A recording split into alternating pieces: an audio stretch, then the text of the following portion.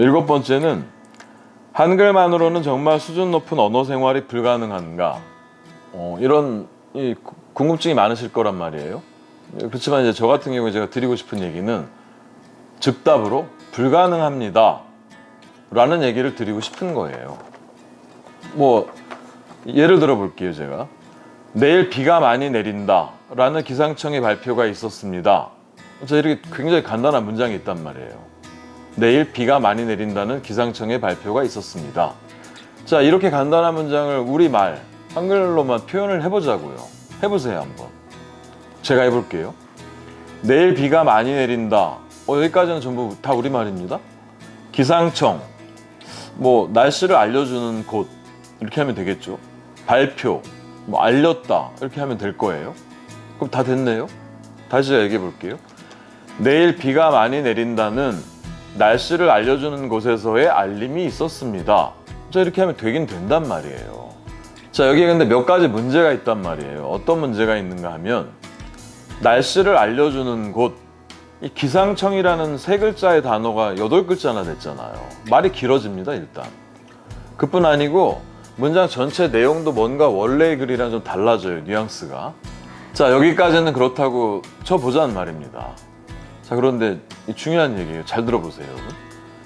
내일이란 단어는 어떻게 할 거냔 말이에요. 내일, 올래, 날일, 한자어입니다. 이게 왜 중요하냐면요, 애석하게도 어제, 오늘 다 우리말이에요. 순우리말. 한자어 아닙니다. 어제, 오늘은 순우리말이에요. 그런데 내일은 올래, 날일자에서 한자어인 거예요. 내일에 해당하는 원래의 우리말이 분명히 있었을 텐데도 불구하고 한자의 올래, 날일자라는 내일이란 단어에 의해서 사멸해버린 거예요.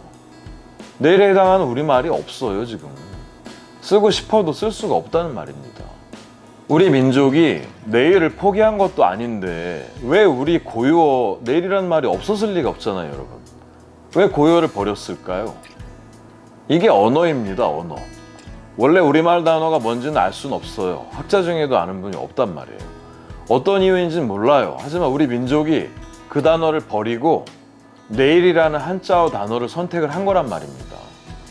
물론 한글 사용과 순 우리말의 사용은 조금 다른 얘기예요. 좀 다르긴 합니다. 하지만 한글 전용론자들의 주장은 한자어 없이 순 우리말로 생활하자는 것과 뭐 일맥상통하는 거예요. 한자를 토대로 하지 않고서는 한글 한 글자 한 글자에 생명을 불어넣을 수가 없어요. 내일이라는 단어에 사용된 이 올래라는 한자어 있잖아요. 한자. 이걸 알아야 내년, 내원, 뭐 내방객 이런 단어들이 공통적으로 올래라는 단어를 사용하는구나, 뭔가 온단어 의미구나 라는 걸 알 수 있을 거란 말입니다. 그 연관성을 이해하려면 한자어를 알아야 된단 말이에요. 만약에 한자어를 모르잖아요. 한자를 모르면 이런 연관성들이 있는 그런 단어들을 모두 별개로 다 다른 단어예요. 원래 연관성이 이렇게 있는데도 불구하고 이걸 전부 별개로 이해하고 암기해야 되는 거예요. 거기에 더 힘든 건 뭔지 아십니까? 새로 단어를 만들어낼 수가 없는 거죠.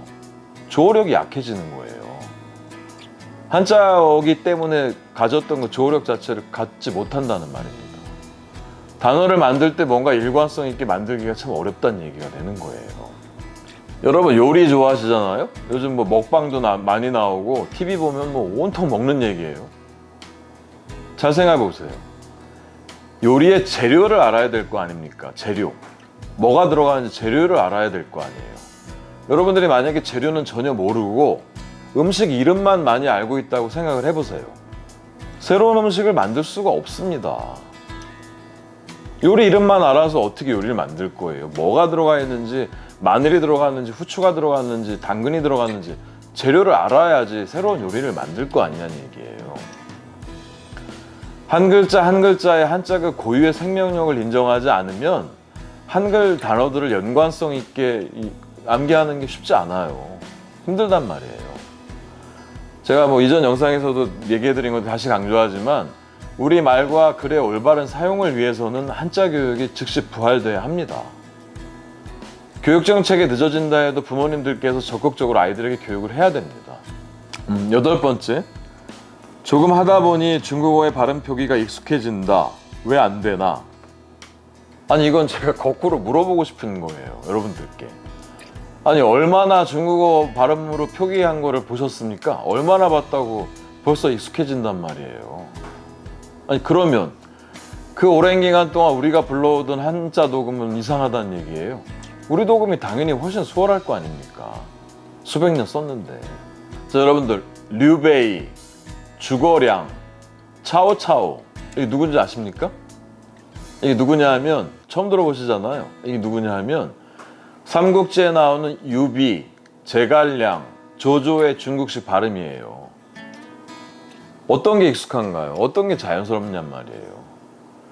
아니, 중국식 발음으로 이들을 발음해버리면 유비, 제갈량, 조조, 아니 이들에 대한 제 그 아련한 추억들, 기억들 뿐 아니고 그 인물들을 통해서 뭔가 자연스럽게 연상되는 이미지들 있잖아요. 유비하면 뭔가 굉장히 현명하면서 뭐 우유부단한 그런 인물이구나. 조조 그러면 뭐 간악하긴 하지만 또 뭐 시대를 이끌어갔던 어떤 영웅이구나. 이런 연상 이미지들이 있을 거 아니에요. 1911년 신해혁명 이전의 역사와 인물에 대해서는 뭐 읽던 대로 읽는다는 규정이 있어서 우리가 류베이, 주거량, 차오차오라고 읽지는 않아요. 하지만 그 이후 인물들에 대해서는 중국 발음대로 읽으라는 겁니다. 이게 불합리하다는 얘기인 거예요. 아니, 어떻게 언어를 그런 식으로 나눌 수 있습니까? 시점 정해서 뭐 이때는 이렇게 읽어라, 저 때는 저렇게 읽어라. 이 법안 만든 분들 정말 대단한 분들이에요. 자, 9번째, 서양에서는 중국어를 가능한 현지 발음으로 표기하지 않나. 이건 뭐 제가 답변 드리기도 참 민망하네요. 이게 어떤 질문을 하신 거냐 하면, 아니, 미국이나 영국이나 외국에서는 중국 발음대로 읽는데 우리는 왜 우리 독음대로 읽어야 되냐고 저한테 물어보신 거란 말이에요. 제 대답이 뭔지 아세요, 여러분? 당연하죠. 당연합니다. 서양 사람들이 한자를 어떻게 읽겠냔 말이에요. 한자 보면 그들이 무슨 생각을 하겠냔 말이에요. 어떻게 읽어요? 아니, 라틴어 계열 알파벳 사용하는 언어권에서 한자로 적힌 중국어를 어떻게 읽겠습니까? 못 읽는단 말이에요. 그러니까 당연히 중국 사람들이 발음하는 대로밖에 그들은 말할 수가 없는 거예요. 태풍이라고 우리는 읽을 수 있잖아요. 큰 바람, 회오리 바람. 그들은 그럴 수가 없기 때문에 중국식 발음대로 타이푼이라고 읽는단 말이에요. 그래서 타이푼이라는 영어 단어도 만든 겁니다, 그들이. 너무 당연한 거예요. 이 질문은 거꾸로 있잖아요. 제가 계속 얘기해오고 있던 걸 오히려 방증하는 겁니다. 우리는 한자어 도금 체계를 가지고 있고 서양인들은 그게 없어서 그걸 못하는 거다. 도금 체계가 있는 우리는 당연히 우리 원칙대로 읽어주면 된다. 북경이라고 읽으면 되지 왜 베이징이라고 읽고 쓸 필요가 있냔 말입니다. 원어 발음을 존중한다는 얘기 많이 있는데 어차피 그것도 잘 안 된다고 제가 말씀드렸잖아요. 만약 여러분들이 우리말 그대로 그들 존중해준다고 베이징이라고 읽어도 그들 잘 못 알아들어요, 사실은. 성조와 억양이 있다는 얘기 드렸잖아요, 외국에는. 인토네이션도 있고. 자, 여러분 잘 생각해보세요. 우리나라에 거주하는 외국인들 많이 있잖아요. 그 외국인이 우리말을 잘하게 됐습니다. 잘하게 됐어요. 그래서 그들이 어떻게 말하나요? 좀 흉내내기 좀 민망한데, 저 밥 맛있게 먹었어요, 뭐 이럴 거 아니에요. 이렇게 말하잖아요. 10년, 20년, 30년을 살아도 그 흉내를 못 낸단 말이에요. 제가 지금 우리 한국어를 하는 것처럼 그들이 정확하게 할 수가 없단 말이에요. 아니, 그렇게 어눌하게라도 그들에게 베이징 뭐 해가면서 차오차오, 류거량 이렇게 해가면서 여러분들 뭘 얻으려고 하시는 거냔 말이에요. 모든 국민들이 이렇게 어눌하게 우리가 뭐 필리핀이나 태국 사람들 우리말 어눌하게 하는 것처럼 그들의 지명이나 인명 읽어줘서 원하시는 게 뭐냔 말이에요, 도대체. 아니, 그게 무슨 현지어 존중입니까?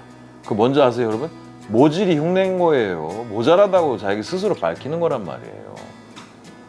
중국은 더합니다. 중국은 영어뿐 아니라 다른 나라 모든 단어들을 정말 자기들 발음하는 대로 마음대로 바꿔서 사용하고 단어를 만들어요.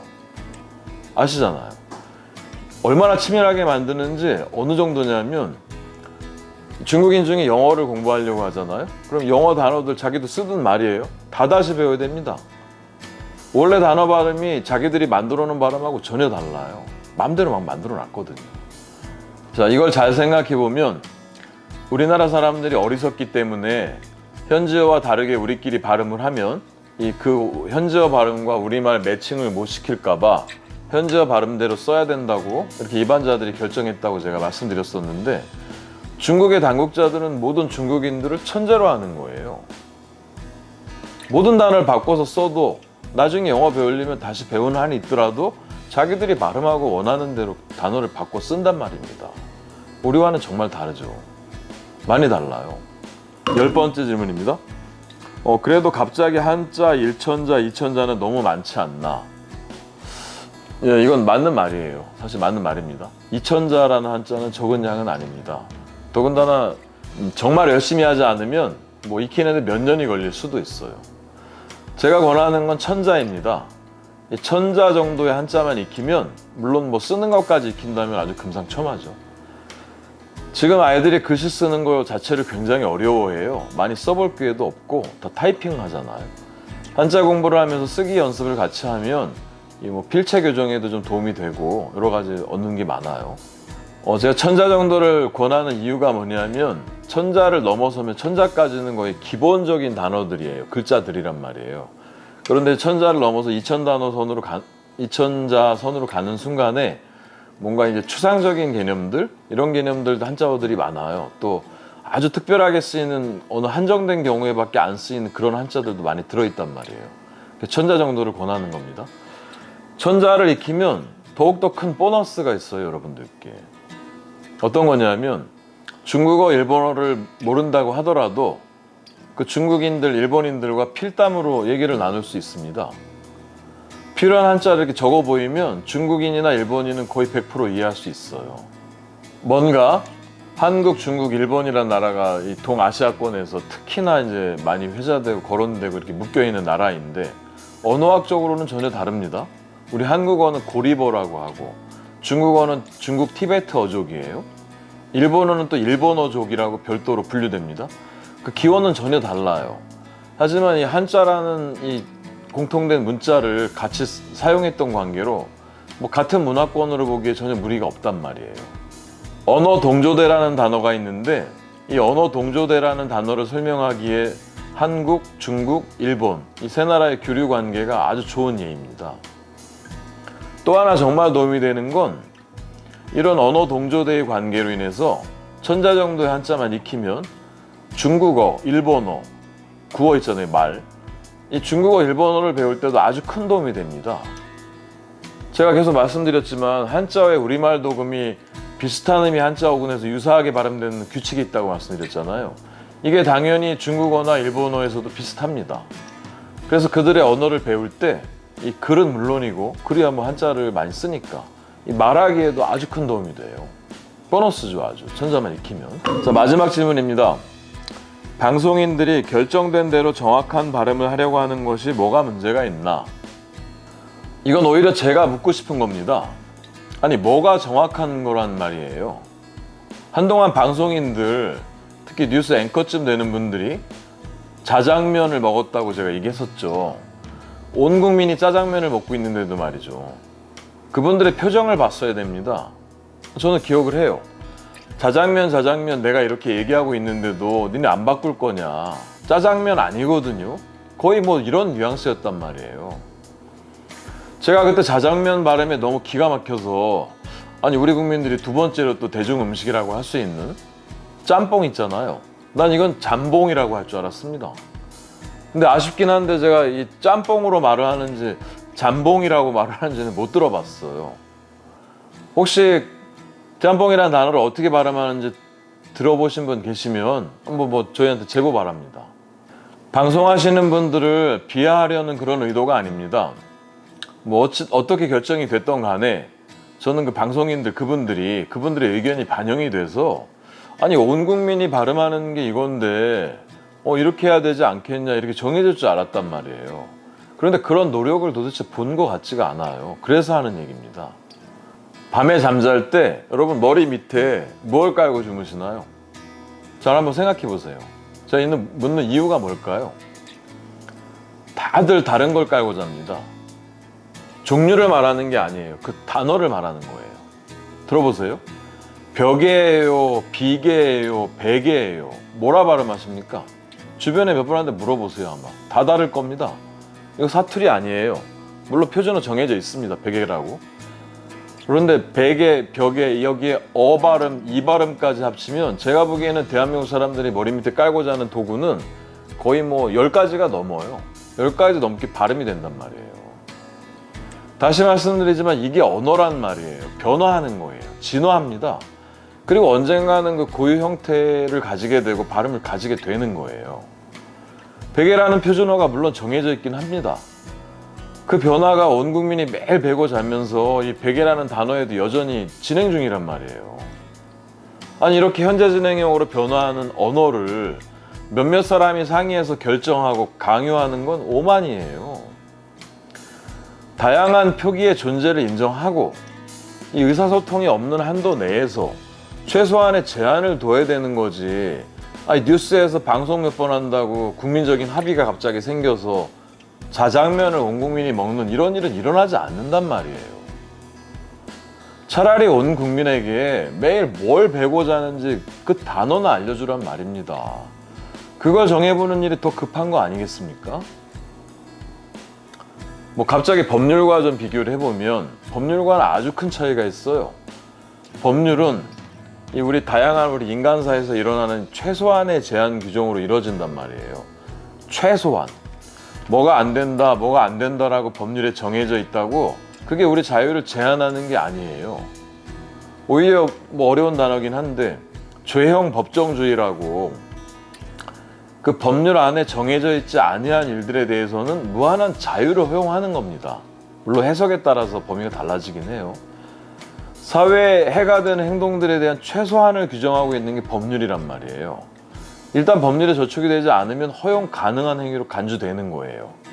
그리고 그 행위가 이 사회적인 문제를 일으키는 것으로 이 대중적인 합의를 거치면 거기에 대한 제한 규정을 만드는 거예요. 그래서 새로운 법률이 제정이 되는 겁니다. 거기다가 또 뭐도 있냐 하면 어떤 법률이 제정이 되면 그 이전의 행위에 대해서는 책임도 묻지 않아요. 소급 입법이라는 게 금지란 말이에요. 포괄 규정이라는 것도 없어요. 법률에는.